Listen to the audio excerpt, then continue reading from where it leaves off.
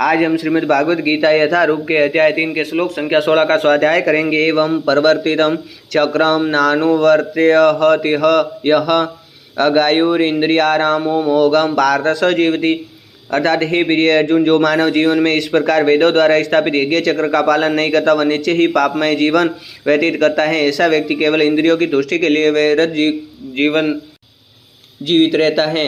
यस्त्वात्मरतिरेव ईष्यादात्मतृप्त च मानवः आत्मन्येव च संतुष्टस्तस्य कार्य न विद्यते।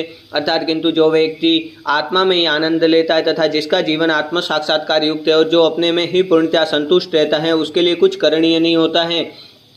नैव तस्य कृते नार्थो कृत नाकृते नेह कंचन नह साच्य सर्वभूतेषु कंचिद अर्थव्यापाश्रयः। अर्थात स्वरूप सिद्ध व्यक्ति के लिए न तो अपने नियत कर्मों को करने की आवश्यकता रह जाती है, न ऐसा क्रम न करने का कोई कारण ही रहता है।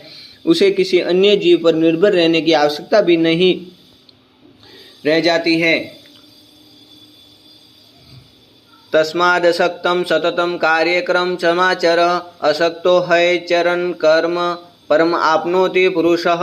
अर्थात क्रम फल में आसक्त हुए बिना मनुष्य को अपना कर्तव्य समझकर निरंतर कर्म करते रहना चाहिए, क्योंकि अनासक्त होकर कर्म करने से उसे परम ब्रह्म की प्राप्ति होती है। कर्मणेव ही संसिद्धिमास्थिता जनकाद्यः लोक संग्रमेवापि संपश्यन कर्तुमहर्षि। अर्थात जनक जैसे राजाओं ने केवल नियत कर्मों को करने से ही सिद्धि प्राप्त की, अतः सामान्य जनों को शिक्षित करने की दृष्टि से तुम्हें कर्म करना चाहिए। आज श्रीमद् भागवत गीता का हम अध्याय 3 के 20वें श्लोक का स्वाध्याय कर चुके हैं। आज इस श्लोक में राजा जनक के बारे में श्री भगवान ने कहा है।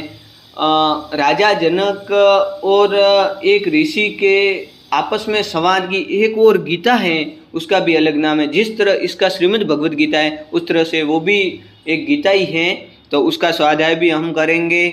और आपको भी कहीं भी मतलब ऐसा लगे कि आपको स्वाध्याय करना है, मन है स्वाध्याय का, तो आपको वो गीता भी पढ़नी चाहिए। और उस गीता का भी श्रीमद् भगवत गीता ये है और वो भी गीता है, तो उस गीता का स्वाध्याय भी करना चाहिए। कुल मिलाकर गीता भी 8 से 10 रूपों में लगभग हैं, विद्यमान हैं। तो और उन 8-10 रूपों में से सबसे प्रमुख श्रीमद् भगवत गीता यथारूप है, जिसका हम स्वाध्याय हमेशा करते हैं।